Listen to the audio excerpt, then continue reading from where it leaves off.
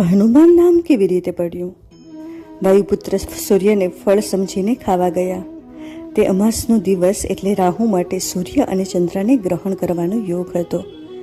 સૂર્યને પકડવા જતા હતા ત્યાં તેનું ધ્યાન રાહુ પર ગયું, એટલે તેને રાહુને ઝપટમાં લીધો. કેટલીય મથામણ પછી રાહુ વાનરબાળના પકડમાંથી છૂટી અને સીધો ઇન્દ્રની સહાય લેવા ગયો.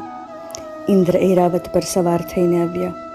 આવડા મોટા હાથીને જોઈને વાનરબાળ તેના તરફ ખસી ગયો, એટલે ઇન્દ્રે પોતાની રક્ષા કરવા માટે વાનરપુત્રના જડબામાં ડાબી તરફ વજ્રથી પ્રહાર કર્યો, એટલે વાયુપુત્ર સીધા જમીન પર પટકાયા. દરેક જગ્યાએ હો હા અને ધાંધલ મચી. વાયુદેવ વાયુ રોકવા તૈયાર થયા. ઇન્દ્રને શિવજીના અંશ પર હુમલો કરવાની પોતાની ભૂલ સમજાણી.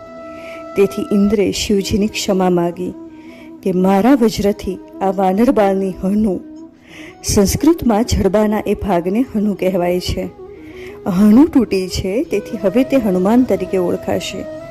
હું મારી સતાંશ શક્તિઓ આ બાળકને આપું છું, તેથી તે ઈચ્છિત રૂપ ધારણ કરી શકશે.